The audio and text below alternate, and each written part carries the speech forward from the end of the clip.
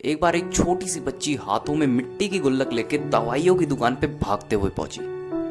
वो काफी देर तक वहां खड़ी रहती है, लेकिन उस दुकान वाले की नजर उस पे नहीं जाती है, क्योंकि वहां पे पहले से इतने लोग थे, जिसके कारण उस बच्ची की आवाज उस दुकान वाले तक नहीं पहुंच पाती है। और कुछ देर बाद उस बच्ची को थोड़ा सा गुस्सा आया और उसने अपनी गुल्लक को उठा के काउंटर पे खूब तेजी से पटक दिया।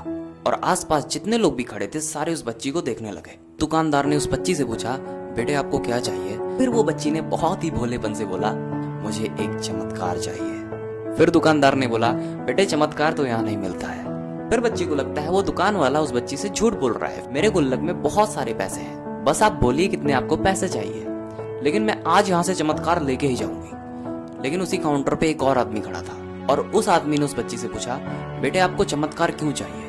और फिर उस बच्ची ने अपनी कहानी बताई। अभी कुछ दिन पहले मेरे भाई के सर में दर्द हुआ, मेरे पापा मम्मी उसे हॉस्पिटल ले गए। उसके बाद कई दिन तक मेरा भाई घर नहीं आया और मैं जब भी पापा से पूछती तो वो बोलते वो आ जाएगा, कल आ जाएगा। तो मैंने देखा कि मम्मी रो रही थी और पापा कह रहे थे कि उसकी दवाइयों के लिए जितने भी पैसे चाहिए उतने हमारे पास नहीं है, अब उसको कोई चमत्कार ही बचा सकता है। तब मुझे लगा कि मेरे पापा के पास इतने पैसे नहीं है तो क्या हुआ, मेरे पास तो हैं। फिर मैंने जितने भी पैसे जोड़ रखे थे सारे पैसे मैं लेके इस दुकान पे पहुंची। फिर उस व्यक्ति ने कहा कि बेटा तुम्हारे पास कितने पैसे हैं? ये सुनते ही उस बच्ची ने अपनी गुल्लक उठाई और जमीन पे फेंकी और तोड़ दी और पैसे गिनने चालू कर दिए। बहुत सारे चिल्लर बिखर चुके थे और टोटल कलेक्ट करने के बाद 19 रुपए उस बच्ची के पास थे और सारे लोग उसको खड़े होकर देख रहे थे। थोड़ी देर बाद उस बच्ची ने सारे पैसे अपने हाथ में लिए और उस व्यक्ति से बोलती है, मेरे पास पूरे 19 रुपए हैं। वो जो आदमी वहां पे खड़ा था वो थोड़ा सा मुस्कुराया और कहा, अरे तुम्हारे पास तो पूरे पैसे हैं, इतने में ही तो आता है चमत्कार।